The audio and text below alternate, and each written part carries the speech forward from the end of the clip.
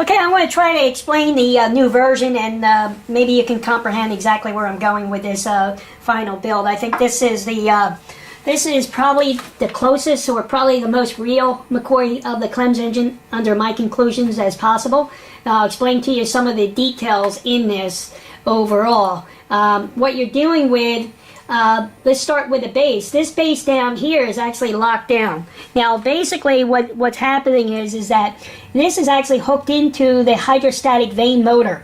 The main shaft is actually attached to the base, so when it rotates, just the housing of the motor will be rotating itself.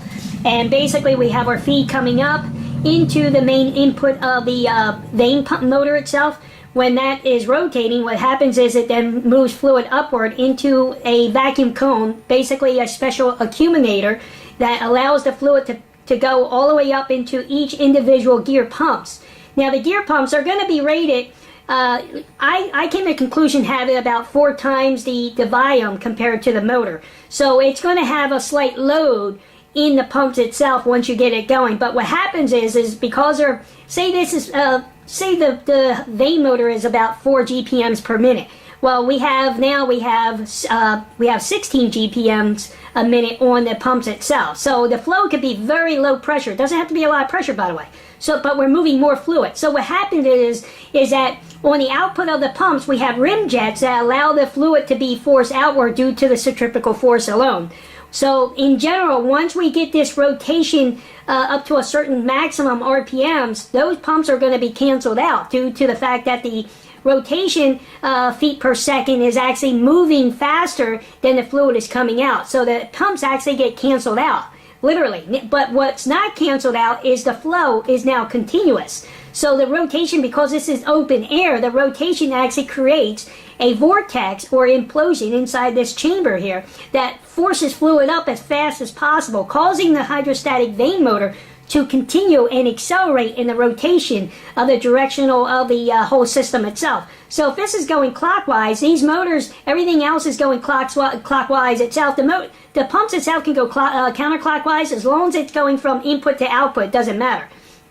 So overall, what you're doing is you're creating a system, basically a internal cyclone system that's sucking up the fluid. That fluid is then being forced outward at a high velocity due to the rotation, causing it to actually take on its own behavior. Now, if anyone knows anything about the research of the Clem's engine, do some reading on that, because it was kind of interesting, because even Richard Clem said on his first prototype, it blew itself apart. And I came to the conclusion, this would blow itself apart. How am I going to control once this is taking off? And that's something I got to take into consideration. That once you get this thing rotated, how do you actually control it? And there's a good possibility that when he made it instead of vertical, and I think it started out vertical, he made it more horizontal to be able to put valves into the rotary coupling, so he can actually control the flow under the conditions of the running motor itself. So the torque, the power output of this is basically, because there's such a huge vacuum inside the chamber, the real power is a hydrostatic vane motor. That's where the real power is. That's what's keeping this system going. Everything else is all creating an exhaust of that fluid in such a way where it doesn't allow the fluid to back up. So, and that's what the pumps are for.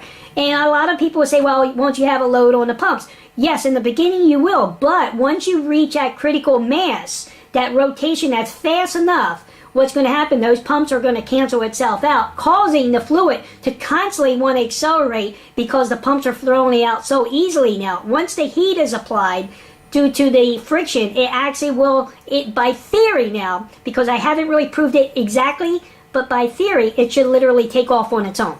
And if these criteria are held where they should be, as long as that vacuum stays inside that chamber and it's rotating, this motor will accelerate, because we're pushing out more volume than what's coming in. That means that through the base, that fluid has to actually accelerate to catch up. So if I'm throwing out 16 GPMs a minute and this pump can only handle 4 GPMs, well, we got to now accelerate that pump and actually get 16 GPMs coming in through that vane pump motor. So that pump's going to accelerate literally, and it could be like a chain reaction. Now it has to accelerate so much. You got to remember, once it speeds up, the higher the RPMs, things even get more dangerous, because now that RPMs is so critical that these pumps are now becoming positive pumps. That means now they're just working with the fluid coming outward. So literally what you have is a chain reaction of a water spout or a tornado. Most people don't know how a tornado works. They can have a theory, but